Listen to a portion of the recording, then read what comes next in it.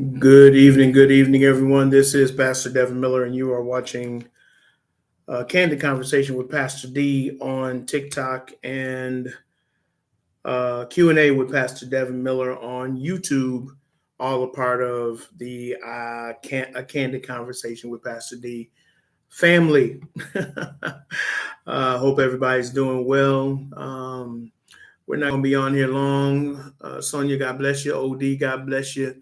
Jeff, God bless you. Sixth generation Texan. Wow, God bless you. Golden Eye, good to see you. Carl, God bless you. Dale, God bless you. Eric, God bless you. You know what we do on Friday nights? Two things. We try to pump them likes up. Hit that screen and let's pump up those likes. But we also talk all things. And as one of the apostles lets me know, let the main thing be the main thing, and that is that God is still in control. So I'm here to listen to you tonight. If you don't have nothing you want to talk about, we ain't gonna be on here long. I thought I would just give you the entire floor instead of kind of give you a topic to talk about. There's a lot going on. I don't need to tell you. All you got to do is turn on the news and you can see reality TV happening before your eyes in the area of politics. Um, you take two steps forward and three steps back. Hey, Josiah, my topic is open flooring. It's open mic tonight, Josiah. What you got on your mind? I'm here to talk about what you want to talk about. Because like I said, there is enough to talk about. Alana, God bless you. You coming on tonight? God bless you. Did you get that information that you were looking for? My Cash App information. I think I sent it to you directly. But while you're here, I see there's a lot of changes going on in Minneapolis. Man, the homeless rate is going up or what? I saw some video from Chris Seymour, and it looks terrible in certain areas as far as the homeless rate, a homeless situation. So would love your views on that. I know it's getting crazy all over the world, but let's see. Oh, okay. Ladies and gentlemen, Alana Wright is coming to the stage. Good friend of mine from Minnesota. She has her own foundation that she's been operating in. She's trying to connect right now, so kind of hear what's going on in Minnesota. Hey, Alana. Well, good morning. Well, it ain't morning yet, but we got daylight saving time supposed to hit today, so I guess it will be morning in a minute. How are you? How are you doing? Kind of tell me what's going on.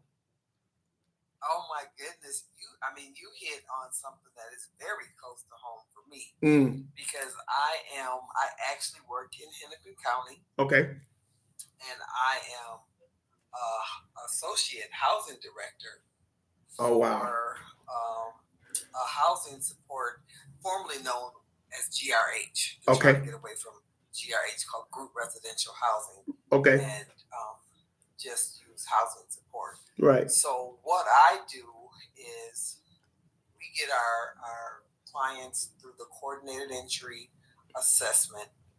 They kind of go into a pool, for lack of better words, and then organizations such as mine can go and pull clients.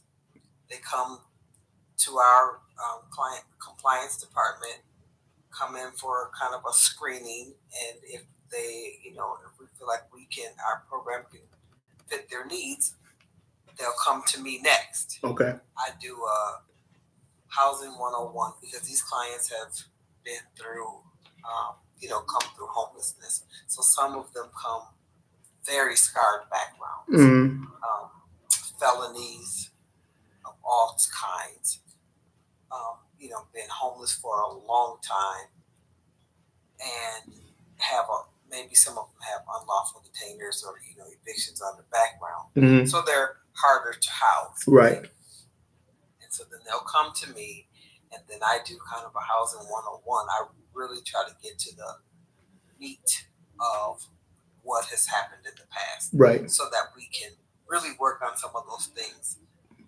before we even start the housing search. I really take them through our curriculum. mm-hmm. You start from ground zero and do housing 101. And let's Okay. talk about how you got on this couch, Right, how you got in that tent, or in your car, mm-hmm. or on the bus stop. Like, let's talk about those things, Yeah, so we can prevent some of them. And then, if they're, and then sometimes even when they get to me and we go through all this, they're not ready. yeah, Last thing I want to do is give my files back and say they're not ready, because it puts them back into homelessness. right, But I really take my time as best I can. sure. And then, we house them. And I've been in this director position almost 2 years. Okay, And I've turned back, I think, 2 files. And I've had 2 clients be unsuccessful. So we got them housed, but then they lost their housing one of them was within 30 days. It was horrible.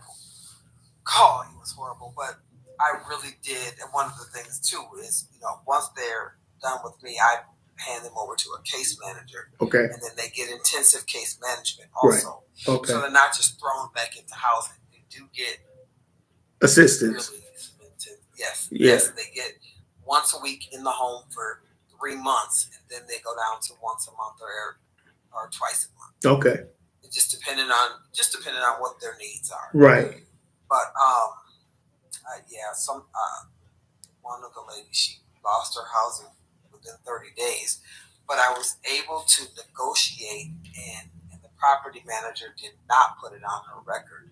So that was amazing. She was able to just keep looking her out. Yeah. In the time frame that that they asked us to, and then we did not rehouse her. Sure.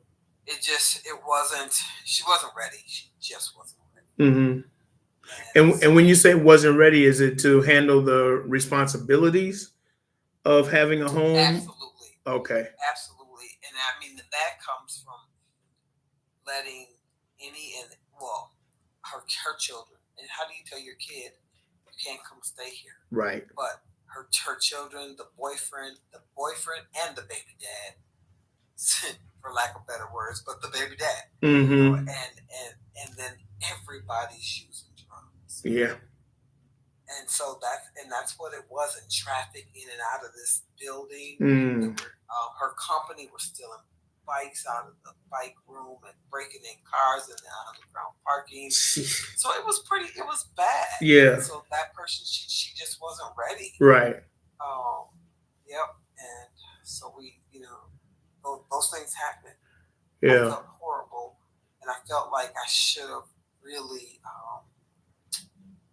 maybe taken a little bit more time with her, but I was trying to get people housed so I could get the next group of people. Right. There's so many homeless people here right now. When's the last time you've been? Oh man, the last time I was in Minnesota, this is 2025. I think it was it before the pandemic or after? I think it was before the pandemic. Okay. Yeah. Okay. Oh yeah. Yep. So, oh my goodness, it's so different. When you come back, let me know. I will. I'm gonna try to do it this year because I need to check on Dorian, because my oldest is still there. Yeah. Yep. He's with his mom, right? Yeah. Mm-hmm. Yeah. Yeah. Yeah. Yeah. Oh my goodness, there a lot of, not a lot of. Let me say this. Let's say it this way. A lot of the homelessness that is going on right now is due to mental health and drugs. Okay. And those two coupled together it's a disaster. Right. But and the problem is that the clients just don't want to follow the rules. Because we've got a good shelter system. Yes. But there's a lot of things you can't do in the shelter. Right. And so they'd rather stay outside, and I hear it so often. I had a guy who I just housed in some of the coldest weather. He was in a friend's garage who ran a extension cord from his house to the garage so he can have some heat. Right. He said, I can't go to the shelter. So they make a way to stay outside and stay warm. Yeah. And I get some of that too, because some of the shelters are rough. Yeah. Yeah. They are. But I don't know. I guess I'd rather be inside versus outside. Right. Right. So there's a lot of sleeping on the bus stops and tents on sidewalks. Wow. Yeah. So let me ask you this. So have you seen any, you know where I'm going, have you seen any efforts from the church community?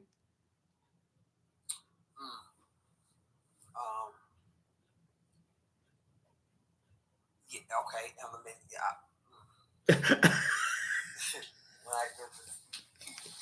I gotta go to church tomorrow. I hope you know that. Right, I know.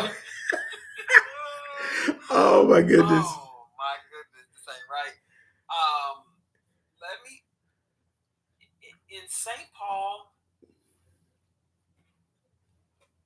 not that much. Okay. We used to have like warming stations in the different churches. Right. I don't, but I'm not that well connected over here like that anymore. Okay. Where in that I don't go to them. I'm not trying to resource people over to these churches. I'm just not. But I see more of it over north. That community over there and that Baptist convention connection, they ain't no joke. Okay. They go hard. And I'll just call out, some names, but Shiloh Temple on Broadway. Yeah. They do stuff. Big. Yep. Bishop Powell. And then exactly, Bishop Powell and then Jerry McAfee and like, I don't want to say his crew, but like his crew, Charles Yates and all those guys, they go hard. Okay. They really do. I don't know if they have warming stations. I know they feed these people. They resource them out. Yes. Okay. Yeah, absolutely. Okay. I want to say at Progressive they also do some stuff. Okay. Not 100% sure. Right. I'm just kind of lost in what I'm doing now. Right. It's huge. So I just kind of stay in my own zone. Yeah. So is the philanthropic community, the foundation community, still trying to keep a hold on the social ills of Minneapolis and St. Paul? The foundations. Minnesota's big for foundations. McKnight and St. Paul and Minneapolis and Wilder. Wilder has gotten away from homelessness and housing. Wow. For the most part. Wilder just kind of dissolved. So, okay, let's back up and kind of go. Remember when my child was unalive? Oh, yeah. Jarvis. Okay? Yep. Exactly. Right? So back then, and I just learned this kind of, but that is around the time that Wilder started pulling away. Yeah. Yeah. From exactly. Yeah. So Jarvis had a whole site over there. And they sold the property and they took all the things away and stored them until one of us, like a year later, found out and we went and got the stuff. Right. But that was in 04, 05 that thing. Yeah. They started getting away from it. Right. So they don't really, to the best of my knowledge, do anything with the homeless and housing anymore. Yeah. Yep. And before, probably about 4 years ago. Well, no. When I moved to Georgia for a quick second, I was there for 7 months. When I was 7 seconds. I was right. When I was getting ready to come back, before I wasn't sure what I was going to do for work here, I started looking, and I was looking at Wilder, but there wasn't. They have some things with housing, but it's not a lot. Right. So yes. Sure, sure. Okay, okay. But yeah, you know, I remember that. That was big news back then. We was on the street because it happened on the back. It happened on the back of Wilder. Right behind my Yeah. house. Remember, I lived right there. Yep. Yep. He was trying to run up the hill and jump the fence. Yep. And come in the front door. Yep. Yeah. So, what was I gonna say? When I came back to Minnesota, before I was looking for work, that's when I realized a lot of people are getting away from doing this homeless work. There's just not a lot, but and it was shifting. Right. It was the end. Well, COVID was over pretty much. Right. And people were like, okay, now which way do we turn and what do we do? Who's going to continue this work? Yeah. And I ended up going back to the company I left before. I mean, I left to go to Georgia, which was perfect. Just worked out well. And I just went back to work there. So we're doing some really good stuff over there. But it's a process. Yeah. It's a huge process of people. And it's hard for the homeless. Yeah. Because you got to go through this process and then you have to still wait. It's not immediate. So it's not immediate. Right. There's all kinds of these companies coming up now too that are doing housing support and GRH. And they're not all real good companies here, right. So there's a lot you got to watch out for. Yeah. Wow.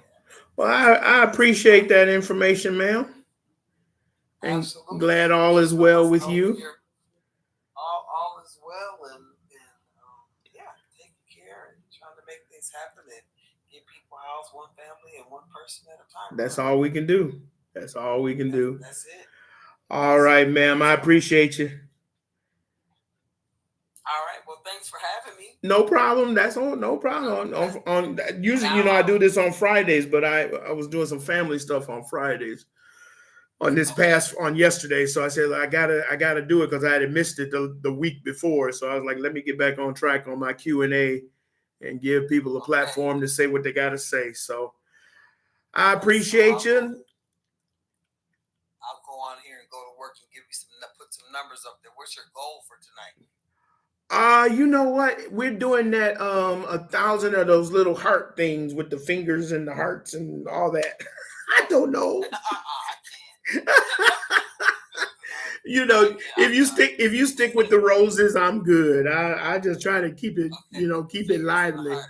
Yeah. But then what about your numbers? I see there's 1,000 likes up there. So yeah, we hit that goal. Yeah, it's always 1,000 every night, but usually on Friday I see VJ Smith is on here tonight. VJ from Minnesota? Yeah, he's down here in Texas now. We haven't connected yet, but let me see if he'll come on. VJ, come on. Man, VJ knows me. Oh, I know he knows you. VJ. Come on. There he is. Over north, remember where I used to work at the Salvation Army over north? Yes.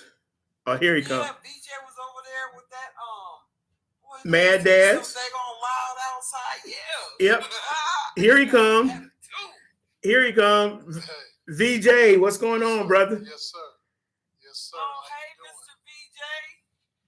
How you doing, ma'am? How's it going? Do you remember me? You used to work at the Salvation Army? Yeah, over north on Broadway and Lindale. Oh, yep. And remember we went over there and shut all them gang members down from over there hanging out in front of Salvation Army. We sure did. Do you remember I was out there one time with that band and the microphones and the music? I'm like, these fools out here loud. Oh yeah, that's what we do. That's what we do. Oh, man. That's exactly how we did it. And the good thing about it is back then, people just worked together. It wasn't so much division. Yeah. Mm-hmm. Yeah, that's right. I mean, it was kind of tough. You had to be there a long time to kind of tap into St. Paul because they had, my boy, he had his little section. You know, you had to really be plugged in. If you're gonna come over there, you better know some folks. You better know somebody, boy. You can't come over here and just do some stuff. No. Yeah, I mean, Brooklyn Park and Brooklyn Center was pretty quiet. You had the north side and the south side, and it was St. Paul. And, you know, that's what we really, and then people start moving to Mankato and Duluth and spreading it all over the place. Right. But back in the day, people really worked together and really tried to help each other, you know. And we knew the people that wasn't going to work with you, and you just stayed away from them. Right. But now it's so cutthroat now. You don't know who to trust. Wow. You don't know who to unite with. There's zero unity. Our young people are afraid to work with our elders. Our elders don't want to teach our young people. And so we put ourselves in a position, and then they spread this money around, and then they fight over it like crabs in a barrel. Right. And it's sad. It's really sad. And I just, when I first got into this whole thing, I just knew that unity was the key. I knew there was enough for people in St. Paul. There was enough for people in North Minneapolis and South Minneapolis, and we all just worked together. I stayed in my lane. Right. And when I seen a bunch of people running after the same $10,000, I just went the other way. You know, right. It's only $10,000. Right. We all ain't gonna get it. Right. And so we still do that though. They put that little bit of money out there, and then I watch my peers. They were getting 10,000, and they kept getting, and I get 10, and then they would get 50, and I still get 15, and I get 20, and they get 60, and before you know it, they were getting 300,000, and I was still getting 50. I'm like, right. What's the problem? Right. The problem was it was never designed for us to create generational wealth, like Salvation Army, like Goodwill, like Catholic Charities. It was never designed. There is no Black organization like those entities. And when I got contract with Salvation Army, I asked them, I said, what do y'all do in recession? They said, well, we have multi-millions of dollars that just in recession. There's no Black organization that really has 300, 400 million just for a recession. Right. We don't have that. Yeah. We're barely paying our payroll, and we keep getting stuck like that. So it is an opportunity really for us now to figure out how to work together and build unity. But I was hearing a pastor say something, and I wanted to share something with him, but he was on live. He said, I'm going to teach the pastors how to get along. But you can't do that till you know the history. Right. Because one pastor dogged out another pastor, and not only him, but then he dogged his wife out, and there's a bunch of stuff that you just can't fix. Right. That's right. There's some stuff that you can't fix. So you got to go deep down, dark in the history, and them pastors ain't going to tell you why they don't like Reverend Lewis, Reverend Williams. They ain't going to tell you why. But if you know the history, you can say, okay, these pastors ain't going to never come together. Right. Okay? Right. But these pastors will. And so you can have a dream of bringing folks together, but unless you know the history of why they're not together, it's going to be difficult to do that. And I think that that's what we got to teach the young people, how to not hurt each other so bad. Yeah, that's true. And, you know, the other part to that, and I think, you know, we were, like you were saying, we were a part of that group that knew how to do it. But the generation that came behind us, you know, were learning from, I don't know who, of, you know, every man for themselves. And it started to deteriorate because, like you said, of the money. You know, the money was the divider. It wasn't really did we want to work together, but, you know, it was the puppeteers that were like, okay, we don't want this group because we got another plan for the land, and we got to, you know, let it go down as far as it can go before it goes out, so we can go in, swoop up, and change it and bring the white folks back, you know. And those who knew that, we didn't say that out loud. We just knew that was the plan, you know, and we tried to do what we could to build community. And like you said, it was so much infighting and crossfighting that you just couldn't get a comprehensive plan that will help all people, you know, and especially look out for us. And so, and you see that across the country now.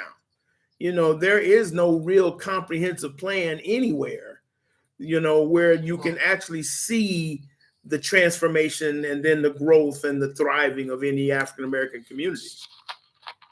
So I started in '98, and I got saved, and I really, after coming from a life of crime, I just thought Jesus really taught me how to be humble and how to be unified.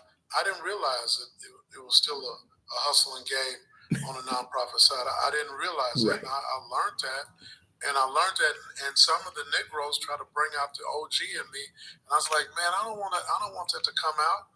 But I really got tested in that manner, and I really got tested on how to hold back my anger, my bitterness, and the things I used to do in the past. I used to get at you. I had to learn how to not think like that no more. But it really put me in a position where people thought I was weak, but I really wasn't weak. I wasn't weak at all. I just didn't want to go back to that. I didn't want to go back to that. So, I'm not going to let you disrespect me, but in the same token, I'm not going to try to jump on you in front of other people, because I'm trying to teach the young people not to do that. So, but you about that agitating and jumping and getting loud and all that, and I'm not about that, man. I'm supposed to be saved. You're supposed to be saved too. So yeah, but I tell people all the time, everybody got a little Peter in them. Right. And I got a lot of it in me. Yes, sir. Sometimes Peter got to come out. Yeah, but when you're an example, you have to be careful. Right. You have to take some hits just for the next guy. So right. You say, dang, a lot of kids watch me and says, how'd you do that? I couldn't have did that. But I showed you have to do that too. Right. There's going to come a time in your life when somebody's going to come at you and you're going to feel disrespected and you're going to want to get at them. But for the sake of publicity, the camera rolling, you don't know what they're going to make that video say or do. You best just be at your best behavior and let it ride on out. And, I just pray for our young people, man. A guy told me the other day, said, there is no saving this next generation. I said, no, we can't think like that. Right. I know they hard. I know they're mentally ill. I know they crack babies. I know they smoking 10 pounds of weed. I know their brains are messed up. But they're still, I know they're going Ritalin all their lives, and I know all that. But there's still got to be a way to save them. Right. And at least we have to continue to try. Yeah. Every single time. Half these, probably 5 of the young men that I've housed are between my son Ryan, who's 30, almost 33, and my daughter, who is 26. They're those ages. Yeah.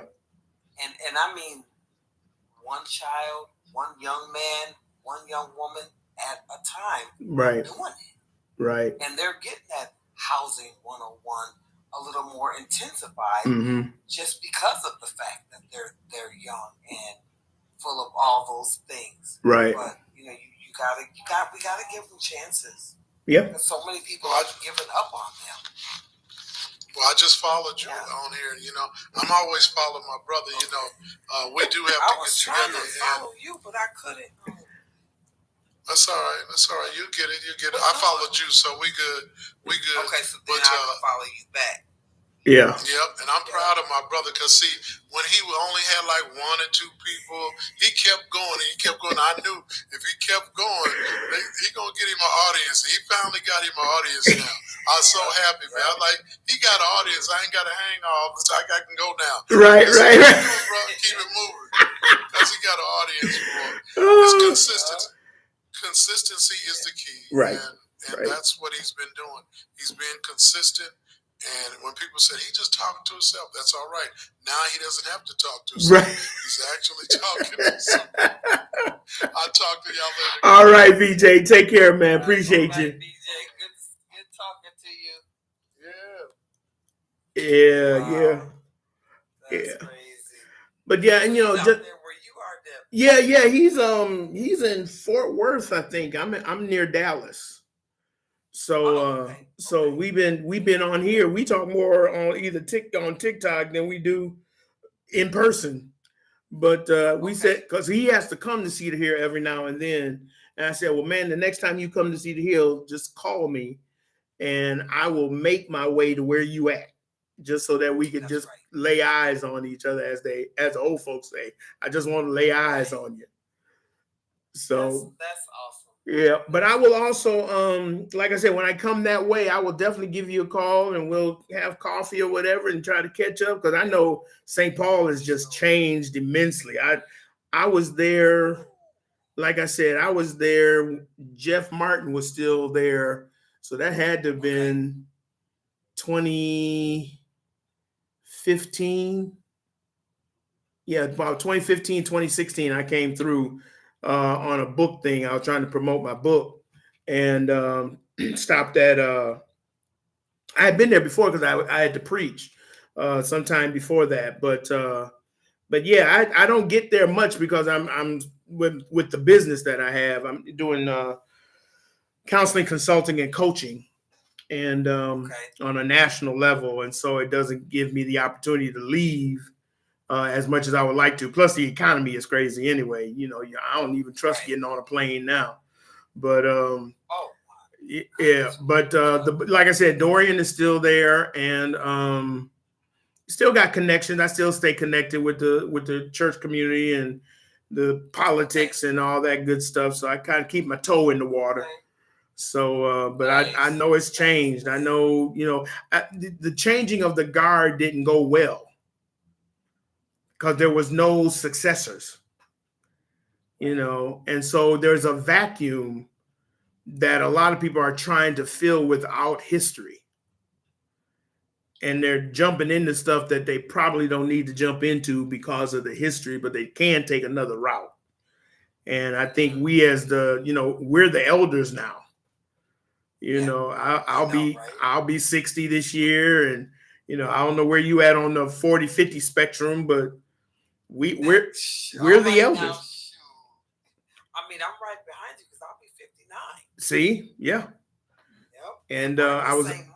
Right, yeah, you're in October, right? Yeah, the 12th. Yep, and I'm the second. So, I was at a funeral, a homegoing service here for a deacon friend of mine. And the minister who gave the message, he said, I just realized I've been doing all these funerals of the older generation passing on and, folks in their 80s and in their 90s. He's like, I realize now I'm the elder because the first generations are passing on. And we haven't gotten together in a sense to say, what do we really want this generation to know? That's been one of my things is like, we always wanted our kids to be better than us, which has always been the deal, since slavery. It's like we want the next generation to be better than the previous.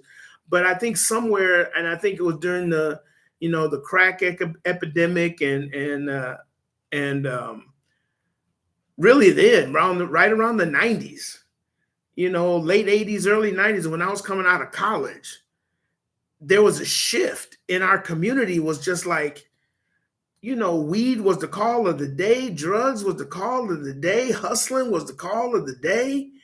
And you still had that remnant of people that wanted to, go to school and get an education and things like that. But the peer pressure was so crazy. Why do that when you can hustle? Yeah. And then you look at the generation after that, where you had teen pregnancy was on the rise and drugs was still on the rise and kids dropping out of high school, some kids dropping out of junior high school.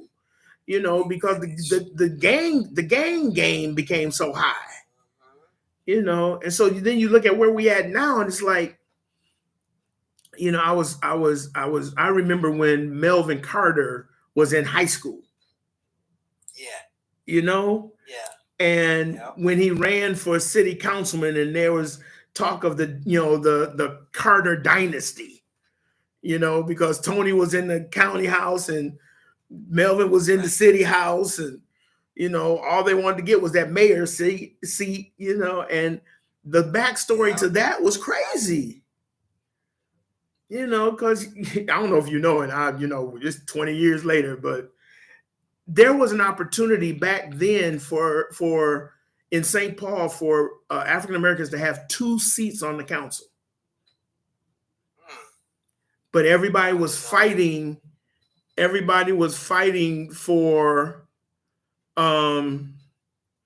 was fighting for the Rondo area. Like that was the only black seat that we could have.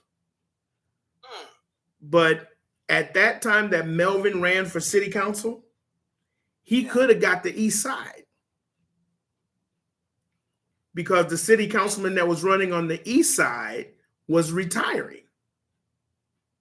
Okay. And he was living on the east side. And there was a migration that was happening of more blacks and, you know, mostly Hmong and Asian community. But there was a stronghold. I mean, there was a good mix on the east side. Okay. And he could have ran on the east side easily, but he chose to move back to the hood so he could run for that seat. Wow. Yeah. You know, and it's because we don't strategically look at where we are and where we do have numbers. Because it's not just in, you know, University and Rondo and, you know, Summit University. That's not the area anymore. No. You know, and especially when light rail came in. Because I remember all the fights over light rail. Yep. You know, and so it was. Although it's there and it's done. Right. There's still big fights because there's so much going on with it now. Yeah. Yeah. Because it's trendy. Suicide and yeah, you got the trendy on the one side, you got the suicide, the unalives on the other side. Yeah. I mean, period. People are jumping out in front of them. Wow. Cars are running into them. It's not cool. Wow. Oh, yeah, you should just kind of Google it. Yeah, I will. Yeah, there's a lot going on. And then they sleep on there. Yeah. A lot of usage on there. I've never been on one. Yeah, no, I've never had the reason or opportunity because I knew it was a bad thing happening. I was like, why would you? It's just like what they did with 94. Why would you run a light rail through the heart of the most diverse community that you have? Right. And now you know they're coming out here now. Yeah. Out to Woodbury. Yep. They're coming out of Woodbury. Yep. And they're getting ready to go through Minneapolis as well. Mm-hmm. All in the name of was an advancement. Yeah. You know, but you don't know who you killing along the way. All right, Miss Ma'am. All right.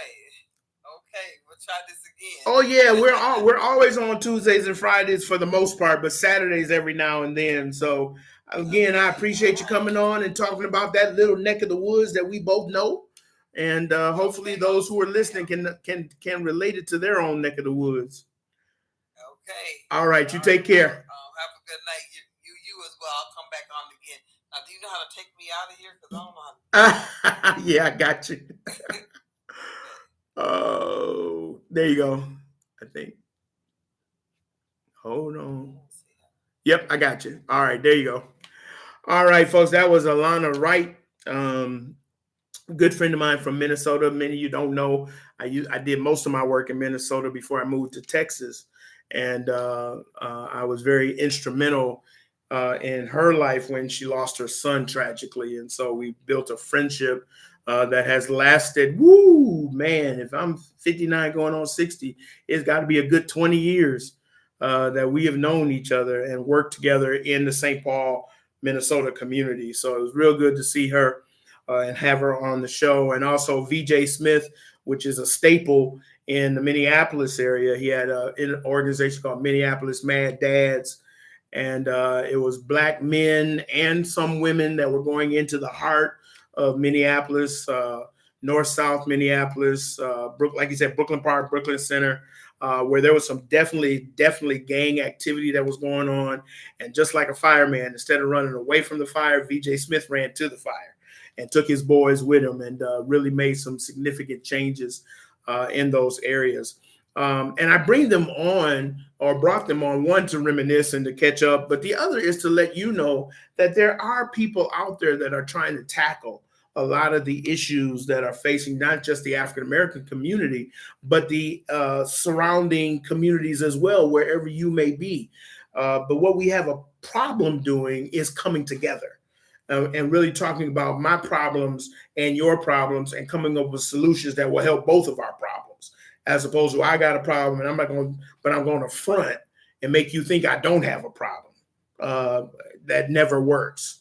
It's like putting a Band-Aid on cancer. It never works. And so I appreciate both of them. They have contributed greatly and continue with Alana's work, continue to contribute in the area of homelessness, which is kind of where I started with the conversation. But we are just glad. Thank you, Alana. I appreciate you. That was that thing. You had that little thing with the heart. I don't know these things. Oh, there it is, finger heart. Now I know. Okay. But it's these type of conversations that we need to have across the country, especially in this era of Trump 2.0, that we really need to, as a community, as a caring community. It ain't just got to be the African American community, although, you know, as they used to say, when the world gets a cold, we get pneumonia. But we really have to look at that in reverse. When we get healed, everybody gets healed, because we continue to be the question. And the question is, what do we do with the African living in America after we, white America, is done with them? And they have never to this day had an answer. And a lot of things are starting to come out historically of how the African living in America has always been the issue when it comes to politics, when it comes to the one I just saw was dealing with healthcare, that a lot of, good night now, be well.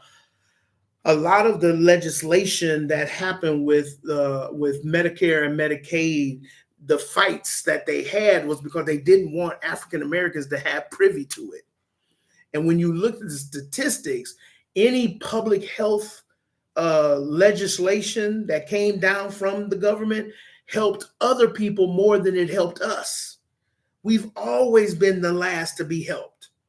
But the perception is that we're the most on these type of programs because of the illusion of inclusion.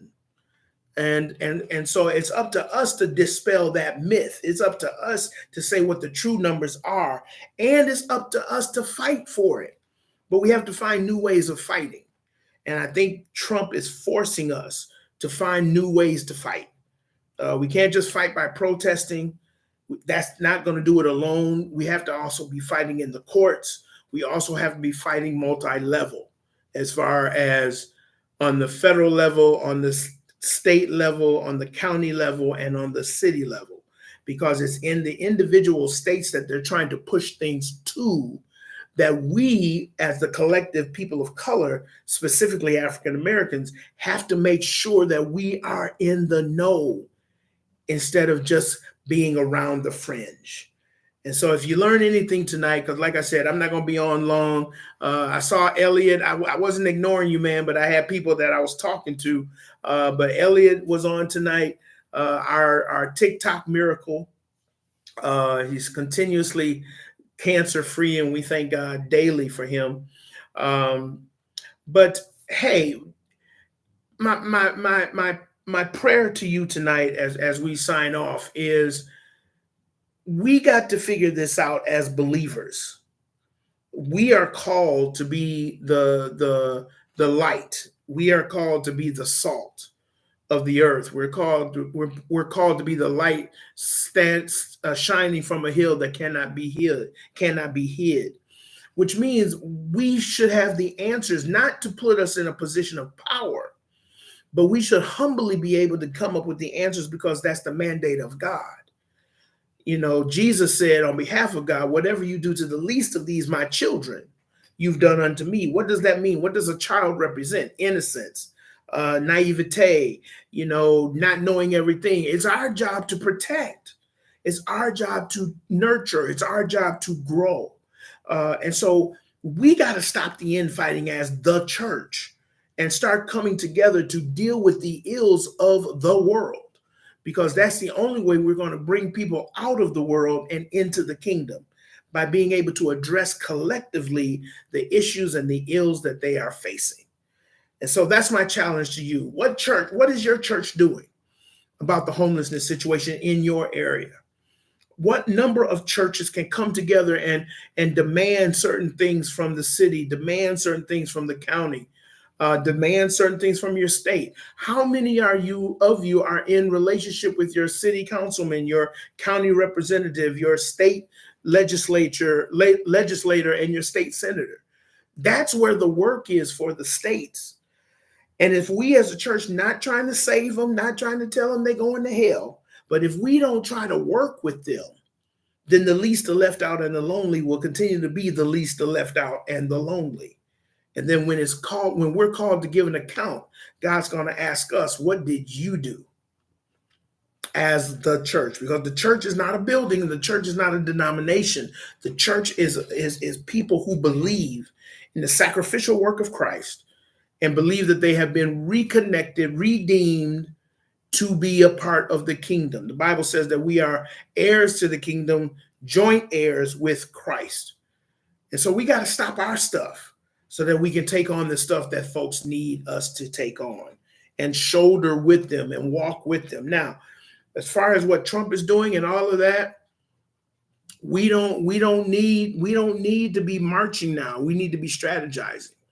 We really need to be putting our minds together and our hearts together to really come up with alternatives to what's going on in the midst of this administration. Dustin, God bless you. What's going on? Well, I just want to say, sorry I'm a little late tonight, but I just want to say that I made it anyway. Oh, hey, there's no time limit. I'm always late, so ain't no time. Hey, I just hope that we're staying prayed up as well. Everybody's staying prayed up, because we're going to have to stay prayed up, people, because this is only going to get worse before it gets better. Right. I seen his speech he had during the week, and it really opened my eyes to a lot of things. You know, he had an address to the nation. Yeah. During the week, and it was pretty sad to me. It really proved everything. It really proved everything to my eyes. Mm-hmm. Everything that I have been saying since January 20th is coming true to me, and it's just only going to get worse. Yeah. We are going to be losing Medicaid within the next 90 days. Yeah. And I'm sad to say that I'm on Medicaid. Mm-hmm. So I'm on Medicaid, and I also am on SSI. Mm. So that's really going to affect me personally. Sure. And I'm not prepared for it. There's no way that a person like me that's in a wheelchair can get prepared for what's coming to the future. That's right. We can only stay prayed up. Mm-hmm. That this is only going to get, the situation is only going to get worse. Right. Pastor Devin Miller, and this is how I've been feeling for the past couple of days now. I think it's only going to get worse, but it's really sad to me. Mm-hmm. Where our country is going to. Right. I feel like our country is going to an end. Honestly, I think our country is going to an end at some time, and I think that we need to be prepared for it, because there's no way we have 4 years of this, and this has only been what 6 weeks? Yeah. 4 weeks, 6 weeks. 40, 50 days. I don't think we've even come up to the 50-day mark. This is sad. Yeah. If he can do this in 4 weeks, what can he do in 4 years? Right. This is what I've been thinking about. Yeah. Ever since January 20th, and I can't help not to think about it, because it's going to affect me heavily. When I say heavily, it's going to affect me. Right. It already has. It's only going to get worse. Yeah. Have you seen some of the cutbacks starting to happen now? Yeah, I've seen some of the cutbacks happen. Yeah, Okay. I've seen some of it happen. Yeah. Wow. Yeah. Well, this is. Well, you know, they notified me before he even hit office. Mm. They notified me. They notified me before he was even in office. Right. So I knew that it was going to something was going to happen. So was it more of a warning, kind of get your medicines up now because of what's happening and all that kind of stuff? Yeah, it was more of a warning. Okay. More of a warning. But there's certain things you can't prepare for. Right. There's certain things that you can't help because sometimes they only give you a certain amount of medicine. Right. And you can't ask for more because that's going to go against the program. That's going to go against the program. Okay.